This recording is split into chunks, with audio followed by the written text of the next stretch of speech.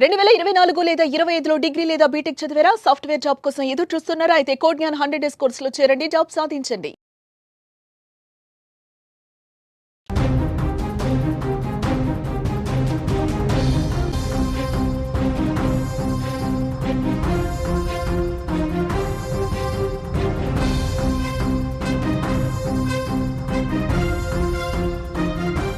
గండికోటలో దారుణ హత్యకు గురైన వైష్ణవి కేసు ఇక మిస్టరీగానే మిగిలిపోతుందా? పోలీసులు ఈ కేసును తేల్చలేకపోతున్నారా? పోలీసుల దగ్గర ఎటువంటి టెక్నికల్ ఎవిడెన్స్ లేదా? వైష్ణవిని సొంత అన్నలే చంపారంటూ కొన్ని సోషల్ మీడియా ఛానళ్లు బలంగా వాళ్ళ అభిప్రాయాన్ని చెప్పాయి. అంతేకాదు హత్య ఎలా చేశారు, హత్యలో ఆమె తల్లి పాత్ర కూడా ఉందంటూ సోషల్ మీడియాలో పుకార్లు షికార్లు చేశాయి. మరి ఇప్పుడు పోలీసులు ఎందుకు వైష్ణవి కుటుంబ సభ్యులని అనుమానించట్లేదు? ఎందుకు వైష్ణవి కుటుంబ సభ్యుల్ని వదిలేశారు? ఈ హత్యలో వైష్ణవి కుటుంబ సభ్యుల పాత్ర లేదా? పోలీసుల మాటల్ని బట్టి చూస్తే తాజాగా ఇవాళ కడప జిల్లాలో జరిగిన క్రైమ్ హాఫ్ ఇయర్లీ రివ్యూ మీటింగ్లో రాయలసీమ రేంజ్ డిఐజీ కోయ ప్రవీణ్ చేసిన వ్యాఖ్యలు ఇప్పుడు సరికొత్త దుమారాన్ని రేపుతున్నాయి. ఒక రకంగా చెప్పాలి అంటే వైష్ణవి హత్య కేసు ముందుకు జరగట్లేదు, ఎటువంటి టెక్నికల్ ఎవిడెన్స్ లేదు, ప్రత్యక్ష సాక్షులు అక్కడ లేనే లేరు, వైష్ణవిని ఎవరు చంపారో ఇంకా మేము కనిపెట్టలేకపోతున్నామని చాలా స్పష్టంగా డిఐజీ కోయ ప్రవీణ్ చెప్పారు. అంతేకాదు ఎప్పటికి తేలుతుందని ఒక రిపోర్టర్ ప్రశ్న అడిగితే మాకేమైనా దివ్య శక్తులు ఉన్నాయనంటూ ఆయన చేసిన వ్యాఖ్యలు చూస్తుంటే వైష్ణవి హత్య కేసు మరుగున పడబోతుందనే సందేహం కలుగుతుంది. అంతేకాదు హంతకుల్లో ఆమె సోదరులు కానీ కుటుంబ సభ్యులు లేరు అని కూడా పరోక్షంగా పోలీసులు చెప్పినట్టుగా తేలిపోయింది. అంటే మరి వైష్ణవిని హత్య చేసింది ఎవరు? దీనికి కోయ ప్రవీణ్ చెప్పిన మాటలు వింటే కొంత అనుమానాలు కలుగుతున్నాయి. దాదాపు ఆ రోజు హత్యకు గురైన రోజు 360 మంది గండికోటకు వచ్చారని, అందులో 69 మందిని మేము షార్ట్ లిస్ట్ చేసి వాళ్ళని ప్రశ్నిస్తున్నామని, అంతేకాదు గండికోట దగ్గర డెడ్ బాడీ దొరికిన దగ్గర 2 సెల్ ఫోన్ టవర్లు ఉన్నాయి. ఆ 2 సెల్ ఫోన్ టవర్ల సిగ్నల్ అక్కడ కనిపిస్తున్నాయి. ఈ సెల్ ఫోన్ టవర్ల ద్వారా మేము కొంత తప్ప ఇంకా వేరే ఆధారం లేదు.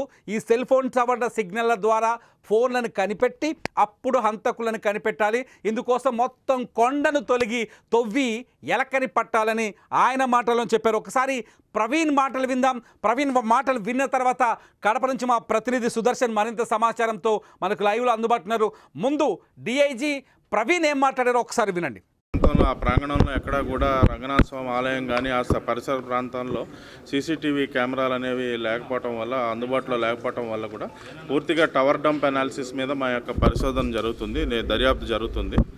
సో ఆ 2 గంటల సమయంలో మనం అక్కడ ఏదైతే డెడ్ బాడీ లభ్యమైందో ఆ ప్రదేశంలో 2 టవర్ల యొక్క సిగ్నల్ వస్తుంది. గండికోట టవరు, తర్వాత కొండ అవతల ఏదో గుర్రం ఏదో ఉంది ఊరు, జాతర కూడా జరుగుద్ది అక్కడ. అవతల వైపు నది అవతల వైపు ఉన్న కొండ మీద టవర్ కూడా వస్తుంది.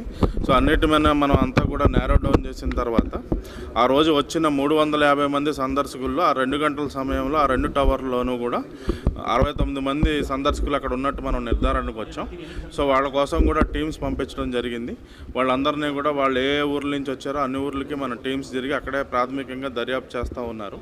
ఇదేమిటంటే మనకి ఇది ప్యూర్ టెక్నికల్ అనాలిసిస్ కాబట్టి ఒక విధంగా చెప్పాలంటే ఇప్పుడు మనం చేస్తున్నది ఏంటంటే హెర్క్యూలియన్ టాస్క్ అనమాట.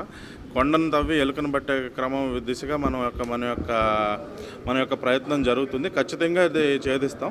కాకపోతే ఏంటంటే పూర్తిగా ఎటువంటి ప్రత్యక్ష సాక్షులు కానీ ఏమీ లేకపోవటం, తర్వాత పరోక్షంగా సామాజిక మాధ్యమాల్లో అంతా కూడా కుటుంబ సభ్యుల వైపు వేలెత్తి చూపడం వల్ల ఏంటంటే మనం పూర్తిగా టెక్నికల్ మీద ఆధారపడి ఉన్నాం. అన్ని రకాలుగా మనం అన్నీ చూసిన తర్వాత అవసరమైతే కుటుంబ సభ్యుల మీద కూడా మనం విచారిస్తాం. ఇది డిఐజీ కోయ ప్రవీణ్ చెప్పిన వ్యాఖ్యలు. డిఐజీ చెప్పిన మాటలను బట్టి చూస్తే ఇప్పటి వరకు ఇంకా కొండలో తవ్వకం మొదలు కాలేదు, ఎటువంటి ఎవిడెన్స్ దొరకలేదు. అంతేకాదు వైష్ణవిని చంపింది ఎవరో అనే విషయంలో ప్రాథమిక దర్యాప్తు కూడా పూర్తవ్వలేదు, ప్రాథమికంగా సాక్ష్యాల సేకరణ కూడా పూర్తవ్వలేదని చాలా స్పష్టంగా అర్థమవుతుంది. కానీ కొన్ని మీడియా ఛానల్ కావచ్చు, మీడియా సంస్థలు కావచ్చు, చంపేసిన అన్నలే అంటూ వాళ్ళ ఫోటోలు వేస్తూ వాళ్ళ వీడియోలు వేస్తూ చాలా ప్రచారం చేశాయి. ఆ ప్రచారం పైన పోలీసులు ఇంతవరకు ఎటువంటి క్లారిటీ ఇవ్వట్లేదు, వాటిపైన కూడా మాట్లాడట్లేదు. మరి ఎవరు చంపారు? మరి వైష్ణవిని చంపిందెవరు?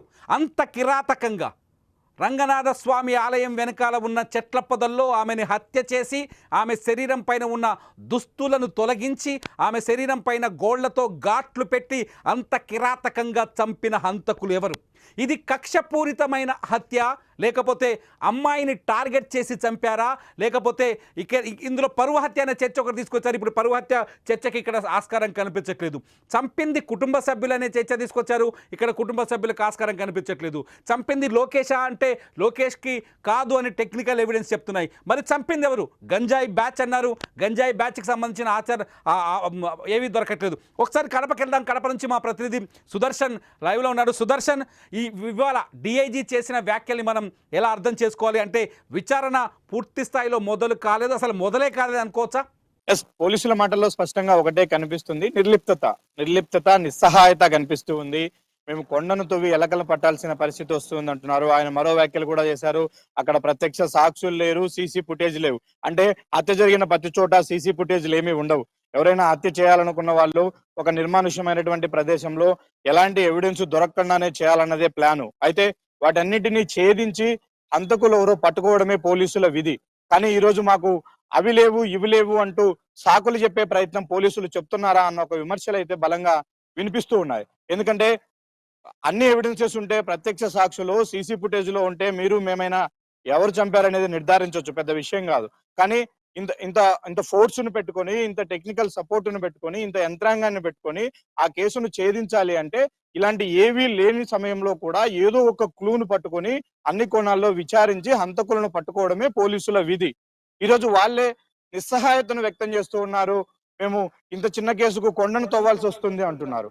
ఎస్, ఇంకొక మాట కూడా, ఎస్, దివ్యశక్తులతో కనిపెడితే పోలీసుల పని ఏముంటుంది? ఇంకా నిజానికి అది చాలా నిర్లక్ష్యపు వ్యాఖ్య. దివ్యశక్తులు ఉంటున్నాయా మా దగ్గర ఏమన్నా కనిపెట్టడానికి అంటే? అన్ని కేసులను దివ్యశక్తులతోనే చేస్తున్నారా? అన్ని కేసుల్లో హంతకులను దివ్యశక్తులతోనే పట్టుకుంటున్నారా? కానీ కేసులు ఛేదించట్లేదా? అంటే కొన్ని గంటల వ్యవధిలో నుంచి చూస్తున్నాం సుదర్శన్, ఈ కేసులో ఒక కీలకమైన చర్చ జరుగుతుంది, చాలా కీలకమైన చర్చ. చాలా మంది మనల్ని కూడా మన వీడియో కింద కావచ్చు, మన లైవ్ వీడియో కింద కావచ్చు అడుగుతున్నారు. చంపింది అన్నలే హత్య చేశారు, ప్లాన్ చేసింది ఒకను, హైదరాబాద్ నుంచి ముగ్గురు పట్టుకొచ్చారు, నలుగురిని పట్టుకొచ్చారు, పోలీస్ స్టేషన్లో పెట్టి వాళ్ళని బంధించి కొడుతున్నారు, లేకపోతే వాళ్ళు హింసిస్తారు. సిచ్యువేషన్ చూస్తేనేమో వాళ్ళ బ్రదర్స్ అంతా ఇంట్లో ఉన్నారు, ఒకే ఫ్యామిలీ దగ్గర ఒకే ఇంట్లో కనిపిస్తున్నారు, ఒకే కుటుంబంలో కనిపిస్తున్నారు. వాస్తవ పరిస్థితులు భిన్నంగా కనిపిస్తున్నాయి. అంటే ఇక్కడ అన్నల పైన అనుమానాలు వచ్చే విధంగా ఏమైనా పోలీసుల నుంచి లీకులు వచ్చాయా, లేకపోతే అన్నలు హత్య చేశారనే ఆధారాలు ఏమైనా ఉన్నాయా, లేకపోతే చివరికి ఇప్పుడు డిఐజీ మాటలను బట్టి చూస్తే అసలు అన్నల పాత్ర లేదని అనిపిస్తుంది. ఈ సిచ్యువేషన్ దీనిపైన ఏం జరుగుతుంది అక్కడ? ఖచ్చితంగా కుటుంబం పైన అనుమానాలు కలగడానికి 100% పోలీసులే కారణం. ఎందుకంటే డిఐజీ ఆ రోజు సంఘటనా స్థలాన్ని పరిశీలించిన రోజే ఎవరైతే మైనర్ బాలికను గండికోటకు తీసుకెళ్లాడో తన ప్రియుడు లోకేష్, అతనికి నిర్ముఖమాటంగా క్లీన్ చిట్ ఇచ్చారు. అతను వెళ్ళాడు, వచ్చాడు, మళ్ళీ రిటర్న్ రాలేదు. కాబట్టి హత్యలో అతని ప్రమేమీ లేదు అంటే ఒక అనామకురాలైనటువంటి వైష్ణవి, ఒక విద్యార్థి, 17 ఏళ్ల పాప, కాలేజీలో చదువుకుంటూ ఉంది, ప్రేమ వ్యవహారంలో వేరే వ్యక్తితో ప్రేమ వ్యవహారం ఉంది, అతను హత్యకు కారణం కాదు అంటే ఆ వయసులో ఆ అమ్మాయిని చంపాల్సిన కారణం ఎవరుకుంటుంది? బహుశా బై జనరల్ అందరూ కూడా ఇది పరువు హత్యేమో, పేరెంట్సే చేసి ఉండొచ్చేమో, అన్నలే ఇందులో జరిగి ఉండొచ్చేమో, అన్నల పాత్ర అన్న కోణంలోనే అందరూ అనుమానించారు. ఆ అనుమానాలకు కారణం లోకేష్ కు క్లీన్ చిట్ ఇవ్వడమే. ఎవరైతే మైనర్ బాలికను తీసుకెళ్లారో అతని మీద ఏ ఎఫెక్షన్స్ కింద, అంటే ఏ నేరాల కింద అతని మీద కేసు కట్టాలో ఆలోచించారు. సుదర్శన్, ఒక మైనర్ బాలికను ప్రలోభపరిచినా, ఒక మైనర్ బాలికని లైంగికంగా ఆమె పైన దాడి చేసినా, లైంగికంగా లొంగ తీసుకునే ప్రయత్నం చేసినా ఖచ్చితంగా ఆ వ్యక్తి పైన పోక్సో యాక్ట్ ప్రకారం కేసులు నమోదు చేయాలి. కానీ లోకేష్ పరిస్థితి ఏంది? ఇంతవరకు లోకేష్ని అదుపులోకి తీసుకున్నారా? లోకేష్ పైన ఏమైనా కేసులు పెట్టారా? లోకేష్ పోలీసుల అదుపులో ఉన్నాడా, బయట ఉన్నాడా? ఇప్పుడు ఇది పెద్ద మిస్టరీగా మారింది. వైష్ణవిని ఎవరు చంపేదానికంటే ఆ రోజు నుంచి పోలీసులు లోకేష్ పాత్రకు క్లీన్ చిట్ ఇచ్చిన తర్వాత నుంచి లోకేష్ ఎక్కడున్నాడు అనేది తెలియట్లేదు. వాళ్ళ పేరెంట్స్ ని అడిగితే మాత్రం మా ఓడు ఎక్కడున్నాడో మాకు తెలియదు, ఇంటికి రాలేదు, కానీ సేఫ్ గానే ఉన్నాడని ఒక మాట అయితే పోలీసుల నుంచి వినిపిస్తుంది అని చెప్తున్నారు. అంటే ఇన్ని రోజులుగా పోలీసులు లోకేష్ ను తన వద్దే ఉంచుకున్నారా, అంటే కస్టడీలో ఉంచుకున్నారా, లేకపోతే అనఫిషియల్ గా అతన్ని విచారిస్తున్నారా? విచారించడానికి ఇంకేం కారణాలు ఉంటాయి? స్వయంగా పోలీసు ఉన్నతాధికారులే క్లీన్ చిట్ ఇచ్చిన తర్వాత లోకేష్ ని ఎందుకు విడిచిపెట్టలేదు? ఒకవేళ అదుపులో పెట్టుకుంటే అతని మీద ఏదైనా ఎఫ్ఐఆర్ ఇంతవరకు నమోదైందా? ఏ సెక్షన్ కిందైనా అతని మీద కేసు కట్టారా, రిమాండ్కి ఇచ్చారా? అది లేదు. అంటే వీటన్నిటి విషయంలో కూడా పోలీసులు వాళ్ళ ఇష్టానుసారం వ్యవహరించడం ఒకటైతే నిర్లక్ష్యంగా వ్యవహరిస్తున్నారు. కేసు పక్కదారి పట్టడంలో అనేక మంది పైన అనుమానాలు కలగడంలో మొదటి నుంచి కూడా పోలీసుల తీరే ఇందుకు కారణమవుతుంది. ఈ రోజుటికి కూడా వైష్ణవి గండికోట ప్రాంతంలో ఎక్కడ హత్యకు గురైందన్న దాన్ని ఒక స్పష్టంగా పోలీసులు నిర్ధారించలేకపోతూ ఉన్నారు. అంటే ఇవన్నీ మేము ముందే చెప్పాల్సిన అవసరం లేదు. ఇన్వెస్టిగేషన్ పూర్తయినాక చెప్తామనొచ్చు. మరి లోకేష్ విషయాన్ని ఎందుకు ముందే నిర్ధారించారు మీరు? ఇన్వెస్టిగేషన్ పూర్తయినంత వరకు కూడా ఎవరు పాత్ర ఉందన్నది దాచిపెట్టొచ్చు కదా! ఇన్వెస్టిగేషన్ లో తర్వాతే చెప్పొచ్చు కదా! అంటే ఇదంతా లోకల్గా చర్చ జరుగుతుందా ప్రజల్లో ఇదంతా? 100% ఇదే చర్చ జరుగుతూ ఉంది. ఖచ్చితంగా ఏదో జరిగింది. పోలీసులు ఇంకేదో జరిగిందని క్రియేట్ చేసే ప్రయత్నం చేస్తూ ఉన్నారు. ఖచ్చితంగా పోలీసులు తొక్కిపెట్టే ప్రయత్నం చేస్తున్నారు కేసును. కేసు పక్కదారి పట్టడానికి పోలీసుల తీరే కారణము. ఇందులో రాజకీయ నాయకుల సుదర్శన్ ప్రమేయం ఉందా అన్న కోణంలో కూడా జిల్లాలో చర్చ జరుగుతుంది. సుదర్శన్ ఇక్కడ ఒక చర్చ. సాధారణంగా ఒక కేసు దాదాపు 12 రోజులు జూలై 14వ తేదీన దారుణ హత్యకు గురైంది. హత్య జరిగిన తర్వాత కొన్ని సీసీటీవీ ఫుటేజ్లు బయటకు వచ్చాయి. అందులో లోకేష్ వైష్ణవిని బండి మీద తీసుకొచ్చిన విజువల్స్ మనకు కనిపించాయి. అంతేకాదు లోకేష్ అక్కడి నుంచి తిరిగి వెళ్ళిపోతున్న విజువల్ మనకు కనిపించింది. గుర్తు తెలియని వ్యక్తులు అక్కడ కార్లలో వచ్చిన విజువల్స్ కనిపించాయి. చాలా ఆధారాలు ఉన్నాయి. టెక్నికల్గా ఆధారాలు కనిపిస్తున్నాయి. కానీ ఇప్పుడు పోలీసులు చెప్తున్నారు కేవలం tower, police phone signal tower తప్ప వేరే ఆధారం లేదని చెప్తున్నారు. అంతేకాదు ఇక్కడ డిలే అయ్యే కొద్దీ ఆటోమేటిక్గా పొలిటికల్ పవర్ ఏదో పనిచేస్తుంది వెనకాలని ఒక చర్చ కూడా జరుగుతుంది. ఇదంతా పక్కన పెడితే నిజంగా గండికోటలో గతంలో ఇటువంటి హత్యలు జరిగిన సందర్భాలు ఉన్నాయా? గతంలో జరిగిన హత్యలను ఛేదించడానికి ఇంతే సమయం పట్టిందా? పోలీసుల ఇన్వెస్టిగేషన్ మొత్తం తప్పుదారి పట్టింది అనే అనుమానాలు ఏమైనా కలుగుతున్నాయా? పూర్తిగా పక్కదారి పట్టిన మాట వాస్తవం. ఇక్కడ జిల్లాలో కూడా అదే చర్చ జరుగుతూ ఉంది. ఆధారాలు దొరికాయి, సాయంత్రం లోపల చెప్తామన్నటువంటి పోలీసులు ఎందుకు మాట మార్చారు, ఎందుకు విచారణను పక్కదారి పట్టించారు అనే క్వశ్చన్ ఇంటా బయట కూడా వినిపిస్తూ ఉంది. చాలా మంది పోలీసు డిపార్ట్మెంట్ లోనే కానిస్టేబుల్ చాలా మంది తమ నిస్సహాయతను చెప్తూ ఉన్నారు. పిల్లిని సంకలో పెట్టుకుని ఊరంతా ఎతుకుతున్నాం మేము, కానీ ఎవరి మీద అయితే అనుమానాలు వస్తున్నాయో వారిని ధైర్యంగా విచారించలేని పరిస్థితి మాకు ఎదురవుతూ ఉంది. మా ఉన్నతాధికారుల తీరు ఆ విధంగా ఉంది అంటూ కూడా డిపార్ట్మెంట్ లోనే ఒక చర్చ జరుగుతుంది ప్రస్తుతం. ఇప్పుడు డిఐజీ చెప్పిన మాటల్లో అక్కడ 2 సెల్ ఫోన్ టవర్స్ సిగ్నల్స్ వస్తూ ఉన్నాయి. అందులో ఒక సెల్ ఫోన్ సిగ్నల్ లో అక్కడ ఒక జాతర జరిగింది. జాతరలో ఎక్కువ మంది మొబిలైజ్ అయ్యారు జనాలు. కాబట్టి వాళ్ళందరినీ కూడా అనుమానించాలి. వాళ్ళందరి మొబైల్స్ ను కూడా మనం టెక్నికల్ గా ప్రాసెస్ చేయాల్సి ఉంటది. వాళ్ళందరినీ పిలిచి విచారించాల్సి ఉంటది. కాబట్టి ఆలస్యం అవుతుంది. ఇది కొండలాగా మారడానికి 2 సెల్ ఫోన్ సిగ్నల్స్ అక్కడ మ్యాచ్ అవడము, అందులోనూ ఒక సెల్ ఫోన్ టవర్ లో ఒక పెద్ద గ్యాదరింగ్, పీపుల్ గ్యాదరింగ్, అంటే జాతర లాంటి ఒకేషన్ జరిగింది. కాబట్టి అందులో పీపుల్ గ్యాదరింగ్ అయింది, ఎక్కువ మొత్తంలో ఉన్నారు. వాళ్ళందరినీ కూడా ఇప్పుడు విచారించాల్సి వచ్చింది. అందుకు ఆలస్యం అవుతుంది. 350 మందిని మొత్తం గుర్తించాము. త్వరలో 300 మంది విచారణ అయిపోయింది. ఇంకొక 50 మంది విచారణ ఉంది. అందులో ఇంకొకటి ప్రధానంగా వాళ్ళు పోలీసులు ఇప్పటి వరకు నిర్ధారించుకొని బలంగా చెప్తున్నది, హత్య జరిగిన సమయంలో ఏదైతే 12 నుంచి 1 గంట వరకు గండికోటలో వైష్ణవిని హంతకులు హతమార్చారు అని భావిస్తున్నారో ఆ టైంలో కేవలం 60 నుంచి 65 మంది మాత్రమే టూరిస్టులు గండికోటలో ఉన్నారు అన్న ఒక నిర్ధారణకు వచ్చారు. మరి అంతటి టూరిస్ట్ ప్లేస్ లో 60 మంది లేని ఒక నిర్మానుష ప్రాంతానికి తీసుకెళ్లి ఆ అమ్మాయిని అంత పట్టపగలు అంత దారుణంగా హత్య చేశారా? హత్య చేసే ప్రయత్నంలో వైష్ణవి నుంచి ఎలాంటి వ్యతిరేకత రాలేదా? ఆ అమ్మాయి ప్రతిఘటించే ప్రయత్నం చేయలేదా? అరవలేదా? అరిస్తే అవి ఎవరు వినలేదా? ఎలాంటి ఫోటో ఎవిడెన్స్ కానీ ఎక్కడ హత్య జరిగిందో తెలుసుకుంటే అక్కడ కొంతలో కొంత క్లూస్ దొరికే అవకాశం ఉంటది. అంటే హత్య జరిగిన ప్లేస్ వేరు, డెడ్ బాడీ దొరికిన ప్లేస్ వేరు. హత్య మరో చోట చేసి డెడ్ బాడీని ఇంకో చోట తెచ్చి పడేశారు అనుకోవచ్చా? అటువంటి సందేహాలు ఏమైనా ఉన్నాయి ఇందులో? 100% ఉన్నాయి. 100% ఉన్నాయి. ఖచ్చితంగా నిందితులు పక్కదారి పట్టించడం కోసమే కేసును ట్రాప్ చేశారు. చాలా అనుభవం కలిగినటువంటి ఎక్స్పర్ట్సే ఇందులో వాళ్ళని ఒక నరహంతకులు అని చెప్పవచ్చు. అంత క్రైమ్ చరిత్ర ఉన్నటువంటి వాళ్ళే దీన్ని పాల్పడింటారు, సంఘటనా స్థలంలో ఉని ఉంటారు అన్న అనుమానాలు కూడా ఉన్నాయి. ఎందుకంటే రంగనాయక స్వామి ఆలయం ఏదైతే చర్చించుకుంటూ ఉన్నామో అందులో ఆ అమ్మాయి థింగ్స్ అన్ని కూడా దొరికాయి. ఆ అమ్మాయి వస్తువులన్నీ కూడా అక్కడ పడి ఉన్నాయి. అంటే రంగనాయక స్వామి ఆలయంలో హంతకులు ఆ అమ్మాయిని గుర్తించారు. ఆ అమ్మాయిని బ్యాగ్ ఒకవైపు ఇసిరేశారు, మరోవైపు తోసేశారు. ఆ అమ్మాయి ఓని ఇంకో చోట పడిపోయింది. క్యారీ బ్యాగ్స్ అమ్మాయి తీసుకెళ్ళినటువంటి క్యారియర్ పక్కన పడిపోయింది. అక్కడి నుంచి ఆ అమ్మాయిని అక్కడే భయంకరంగా కొట్టారు, దాడి చేశారు. అక్కడి నుంచి బాడీని తీసుకెళ్లి వెనక వైపు దాచుంటారు అన్నది పోలీసులు ఎక్స్పెక్ట్ చేశారు. But it is completely bullshit. ఇది మొత్తం కూడా పక్కదారి పట్టించే ప్రయత్నం జరిగింది. ఇప్పుడు ఈ క్రైమ్ సీనే పోలీసులు పరిగణలోకి తీసుకోవట్లేదు. ఎందుకంటే అక్కడ ఒక చిన్న క్లూ కూడా పోలీసులకు ఇప్పటి వరకు దొరకలేదు. కాబట్టి ఇవన్నీ కూడా క్రైమ్ ను పక్కదారి పట్టించడానికి, అంటే నేరం జరిగినటువంటి ప్రాంతాన్ని గుర్తించకుండా పక్కదారి పట్టించే ప్రయత్నంలో భాగంగానే హంతకులు ఆ వస్తువులను తెచ్చి అక్కడ పడేశారు. డెడ్ బాడీని తీసుకొచ్చి గుడి వెనక వైపు పెట్టారు. కానీ నిజంగా వైష్ణవిని హత్య చేసిన చోటు వేరే ఉంది. ఆ చోటు ఎక్కడ? గండికోట ఉన్నటువంటి కోట చుట్టూ మధ్యలో ఉన్నటువంటి ప్రదేశంలో ఎక్కడ వైష్ణవిని చంపారు? అంత నిర్మానుష్యమైనటువంటి, ఇప్పటికే డ్రోన్ కెమెరాలతో వీడియోలు చేశారు.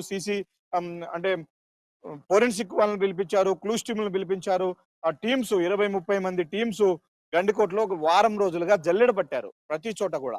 అయితే ఎక్కడ కూడా కోట లోపల హత్య జరిగినటువంటి ఒక చిన్న ఇన్సిడెంట్, అంటే చిన్న క్లూ కూడా పోలీసులు గుర్తించలేకపోయారు. ఇంతకు కోట లోపలే హత్య చేశారా వైష్ణవిని, లేదంటే రహస్య మార్గం ఏదైతే ఉందో అక్కడ బయటే చంపేసి అమ్మాయిని తీసుకొచ్చారా అనడానికి ఇక్కడ ఇంకొక అనుమానం. అంత టైం లేదు అసలు.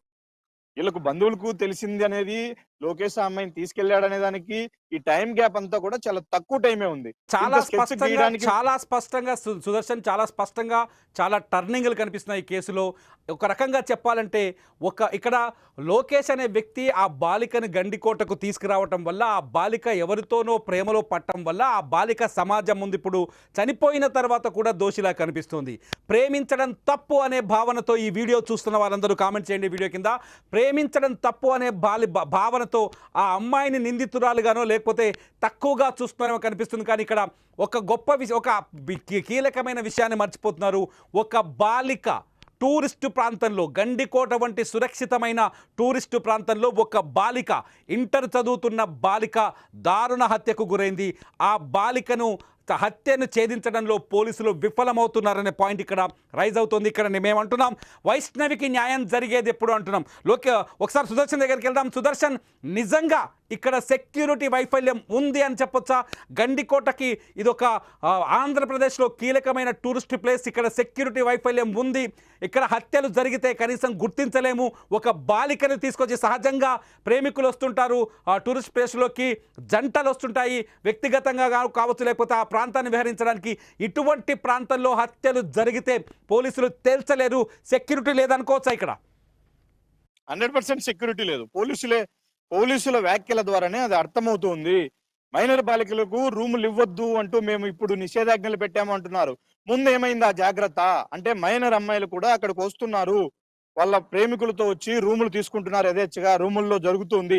అసలు గండికోట టూరిస్ట్ ప్లేసా, వ్యభిచారం జరిగే ప్లేసా అన్నది ఇప్పుడు అందరూ కూడా విమర్శిస్తూ ఉన్నారు. ఎందుకంటే ఎక్కడెక్కడి నుంచో వచ్చేటువంటి పర్యాటకులకు ఈ ప్రాంతం యొక్క గొప్పతనం తెలియాలి. గండికోటలో ఎవరైనా ఒక కోట లాంటి ప్రాంతంలో గైడ్స్ ఉండాలి. ఇక్కడ జరిగింది, ఇది పలాని రాజుల కాలంలో నిర్మించింది, దీనికి ఇలాంటి చారిత్రక నేపథ్యం ఉందన్నట్టు ఎక్స్ప్లెయిన్ చేసేటువంటి గైడ్స్ ఉండాలి. కానీ బయట నుంచి దూర ప్రాంతాల నుంచి వచ్చేటువంటి టూరిస్టులకు ఇక్కడ గండికోట ప్రాంతంలో ఏం సందేశం ఇస్తున్నారు? స్థానిక పోలీసులు కానీ, స్థానిక యంత్రాంగం కానీ, చుట్టూ రిసార్ట్ల పేరుతో రూములు, మైనర్ల ఎవరితో వస్తున్నారో తెలియదు. మేము యాంకర్ గారు ఇంకొక విషయం కూడా చెప్పాలి ఇక్కడ క్లియర్ గా. పోలీసులు ఆ రోజు రిసార్ట్లలో రూములు బుక్ చేసుకున్న వాళ్ళ వివరాలు తీశారు. అందులో చాలా సంచలన నిజాలు, ఒళ్ళు గగురుపరిచే విషయాలు బయటకు వస్తున్నాయి. ఫ్రెండ్ భార్యతో ఒక కాంట్రాక్టర్ అనంతపురం నుంచి వచ్చాడు, రూమ్ తీసుకున్నాడు. ఒక కాలేజీ అమ్మాయి ఇంకొక అబ్బాయితో వచ్చింది, రూమ్ తీసుకుంది. ఎక్కడ ఎలాంటి ప్రూఫ్స్ తీసుకోరు, ఎలాంటి ఐడి అడగరు, ఎలాంటి వివరాలు అడగరు. ఎవరితో అయినా రావచ్చు, రూములు తీసుకోవచ్చు. ఏం జరుగుతుంది? స్పష్టంగా సుదర్శన్ చాలా స్పష్టంగా కనిపిస్తుంది. గండికోట ఈ హత్య కేసు తర్వాత గండికోట కొంత అన్సెక్యూర్డ్ ప్లేస్గా పబ్లిక్లోకి వచ్చే అవకాశం కనిపిస్తుంది. ఒక రకంగా చూస్తే మనం బద్నాం చేస్తున్నామని ఫీల్ అవ్వచ్చు, పోలీసులు కావచ్చు, ఈ వీడియో చూసేవాళ్ళు కావచ్చు. కానీ ఒక బాలిక గండికోట టూరిస్ట్ ప్లేస్లో స్వేచ్ఛగా తిరుగుతుంటే ఆమెను కిడ్నాప్ చేశారా లేకపోతే అటకాయించారా, చంపింది ఎవరు అనేది ఇంతవరకు తేల్చకపోవడం, నిజంగా వైష్ణవికి న్యాయం జరిగేది ఎప్పుడు, వైష్ణవిని కాపాడేది ఎప్పుడు? Sudarshan, thank you very much మాతో జాయిన్ అయినందుకు. ఇది వైష్ణవిని హత్య చేసింది ఎవరు, వైష్ణవికి న్యాయం జరిగేది ఎప్పుడు? వైష్ణవి అనే ఒక బాలికను దారుణంగా హత్య చేస్తే ఆ కేసును తేల్చలేరా? వైష్ణవిని రెండో కోణంలో చూడొద్దు. ఇక్కడ వైష్ణవిని ఒక అమ్మాయిలా చూడండి, ఒక తల్లికి బిడ్డలా చూడండి, ఒక తండ్రికి కూతురులా చూడండి, ఒక కుటుంబ సభ్యురాలుగా చూడండి. వైష్ణవి ఒక కుర్రాడితో అక్కడికి వెళ్ళడం తప్పు కావచ్చు, కానీ ఆ తప్పు పెద్ద తప్పు కాదు, హత్య చేసేంత తప్పు కాదు. అక్కడికి వెళ్ళిన తర్వాత ఆ అమ్మాయిని తీసుకెళ్లిన కుర్రారు హత్య చేయలేదు, లోకేష్ అనే వ్యక్తి తీసుకెళ్ళిన హత్య చేయలేదని అర్థమవుతోంది.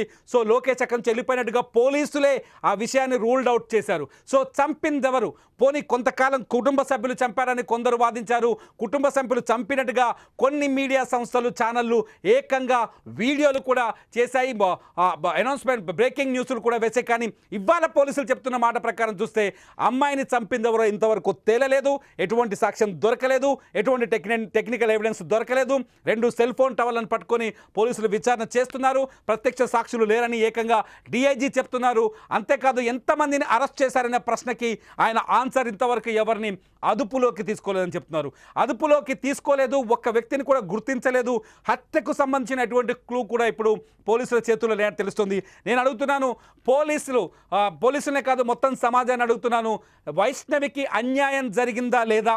వైష్ణవి అత్యంత దారుణంగా హత్యకు గురైందా లేదా? వైష్ణవిని మన ఇంటి ఆడబిడ్డగా చూడాలా వద్దా? ఎందుకంటే అమ్మాయి తప్పు చేసిన వ్యక్తిని ప్రేమించడం తప్ప ఇంకేమీ చేయలేదు. అటువంటి వైష్ణవిని పరువు హత్య అని చెప్పేసి కొంత టర్న్ చేసే ప్రయత్నాలు జరిగాయి. ఇవన్నీ పక్కన పెడితే వైష్ణవికి న్యాయం జరిగేది ఎప్పుడు? డియర్ వ్యూవర్స్, మీరు కామెంట్ చేయండి. వైష్ణవికి న్యాయం జరిగేది ఎప్పుడు? వైష్ణవి న్యాయం కోసం జస్టిస్ ఫర్ వైష్ణవి అని హ్యాష్ట్యాగ్ క్రియేట్ అయింది ఇప్పటికే. సో వైష్ణవికి న్యాయం జరిగేది ఎప్పుడు అని మీరు మాట్లాడండి. వైష్ణవికి సంబంధించిన విషయంలో మీరు మీ అభిప్రాయాన్ని వీడియో కింద టైప్ చేయండి. చూస్తూనే ఉండండి వైష్ణవి హత్య కేసులో కీలక అప్డేట్స్ కోసం సుమన్ టీవీ డిజిటల్ లైవ్.